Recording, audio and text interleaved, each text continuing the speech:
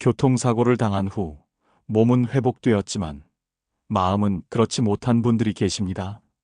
병원에서는 이상이 없다고 하는데 밤만 되면 그날의 기억이 되살아나고 작은 소리에도 가슴이 철렁 내려앉는 것입니다.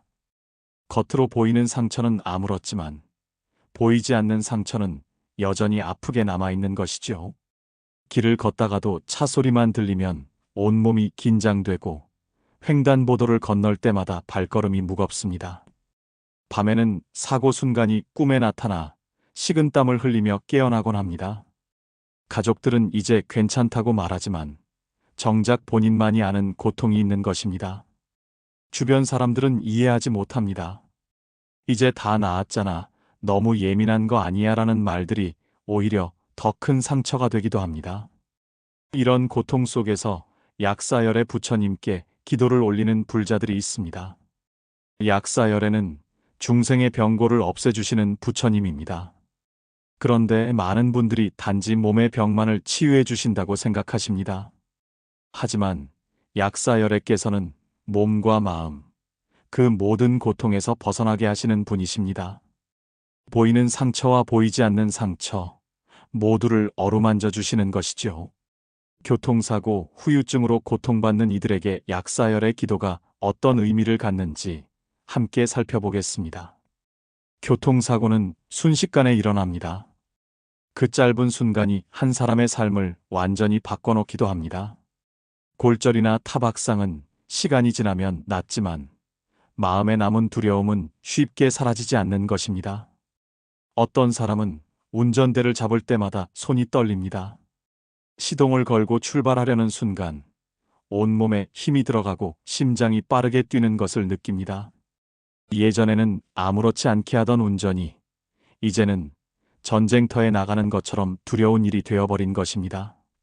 또 어떤 사람은 차를 타기만 해도 숨이 막히는 듯한 불안을 느낍니다. 조수석에 앉아 있어도 앞차가 브레이크를 밟을 때마다 움찔하고 옆 차선에서 차가 끼어들면 비명을 지르고 싶어집니다. 밤에 잠을 이루지 못하고 악몽에 시달리는 분들도 계십니다. 꿈속에서 계속 사고 순간을 반복해서 겪으며 깨어나서도 한동안 현실인지 꿈인지 구분이 안 되는 것입니다. 이것이 바로 후유증입니다. 몸은 나았지만 마음이 아직 그 순간에 갇혀 있는 것입니다. 불교에서는 이를 업장이라고도 말합니다. 과거의 경험이 현재의 나를 묶어두는 것이죠. 그 끈을 풀지 못하면 우리는 계속해서 그 고통 속에서 살아가게 됩니다. 약사열애께서는 바로 이런 업장에서 벗어나도록 도와주시는 부처님이십니다. 단순히 병을 낫게 하는 것이 아니라 그 고통의 뿌리까지 치유하시는 것입니다.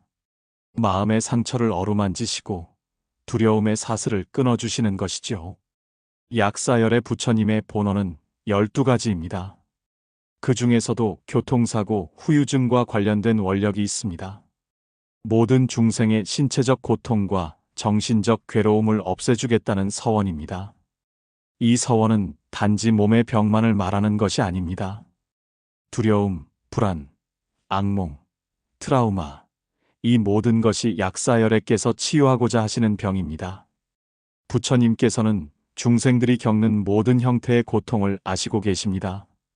밤에 잠 못 이루는 것도, 차만 보면 가슴이 두근거리는 것도, 일상생활을 제대로 하지 못하는 것도 모두 병인 것입니다.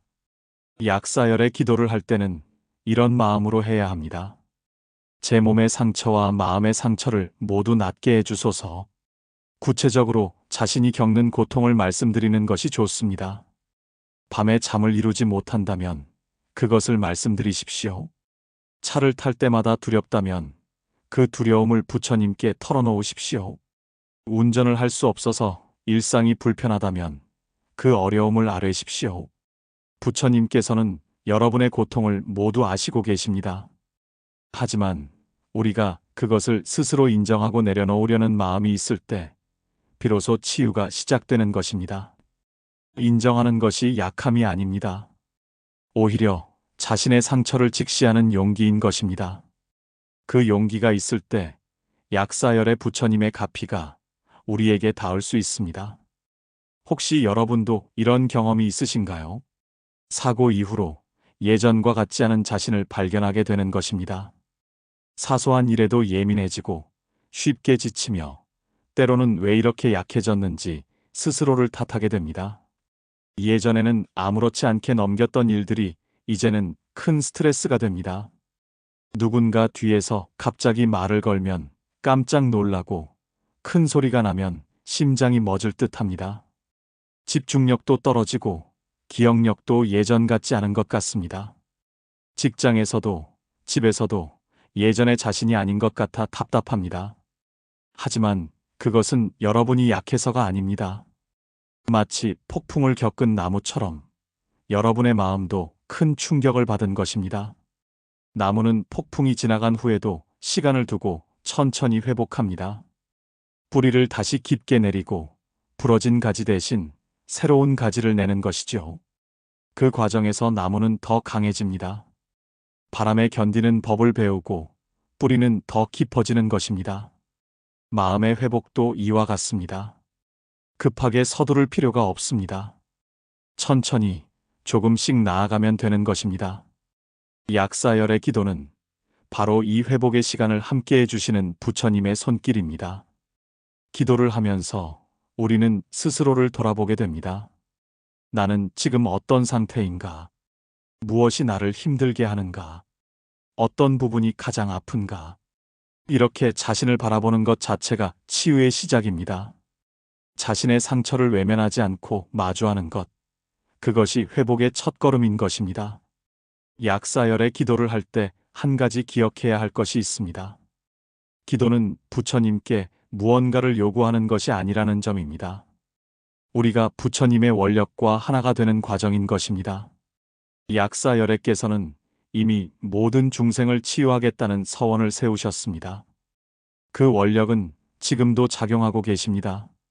마치 태양이 항상 빛을 비추고 있는 것처럼 부처님의 자비도 항상 우리를 향해 흐르고 있습니다. 우리가 해야 할 일은 그 원력을 받아들이는 것입니다. 마치 햇빛이 항상 비추고 있지만 창문을 열어야 방 안이 밝아지는 것과 같습니다. 기도는 우리 마음의 창문을 여는 행위입니다. 닫혀있던 마음의 문을 열고 부처님의 자비가 들어올 수 있도록 하는 것이죠.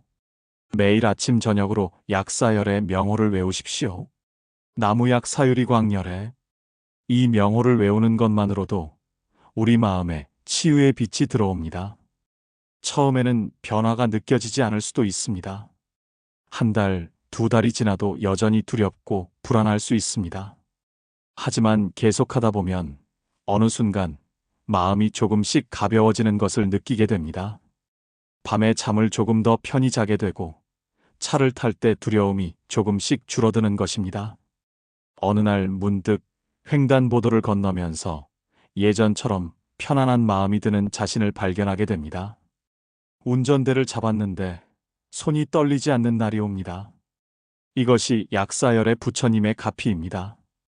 조용하지만 확실하게 우리의 마음을 치유해 주시는 것입니다. 기도와 함께 일상에서도 작은 노력을 더하십시오. 무리하지 말고 자신의 속도에 맞춰 천천히 나아가는 것입니다. 교통사고는 우연처럼 보이지만 불교에서는 모든 일에 인연이 있다고 말합니다. 그 사고를 통해 우리는 삶의 무상함을 배우게 됩니다. 언제 어떻게 될지 모르는 것이 우리네 인생입니다. 한치 앞도 내다볼 수 없는 것이 인간의 삶이지요. 하지만 그것이 두려움으로 남아서는 안 됩니다. 오히려 지금 이 순간을 더 소중히 여기는 계기가 되어야 합니다. 사고를 겪고 나서야 비로소 건강의 소중함을, 평범한 일상의 감사함을 깨닫게 됩니다. 아침에 눈을 뜨고 가족과 함께 식사하고 길을 걷는 것, 이 모든 것이 얼마나 귀한 일인지 알게 되는 것입니다. 약사열의 기도는 단지 고통에서 벗어나기 위한 것만이 아닙니다. 그 과정을 통해 우리는 더 깊은 지혜를 얻게 되는 것입니다. 고통을 겪은 사람만이 다른 이의 고통을 진정으로 이해할 수 있습니다. 여러분이 겪은 이 시간이 헛되지 않을 것입니다. 언젠가는 같은 고통을 겪는 누군가에게 위로가 되어줄 수 있을 것입니다. 그 누군가에게 나도 그랬어요. 하지만 괜찮아질 거예요 라고 말해줄 수 있는 사람이 되는 것입니다. 지금은 힘들지만 이 또한 지나갈 것입니다. 모든 것은 변하고 흐릅니다. 고통도 마찬가지입니다. 어둠이 짙을수록 새벽은 가까이 와 있는 법입니다. 약사열의 부처님께서 여러분과 함께 하십니다. 매일 아침 해가 뜨듯이 부처님의 자비는 끊임없이 여러분을 비추고 계십니다. 그 빛을 믿으시고 조금씩 앞으로 나아가십시오.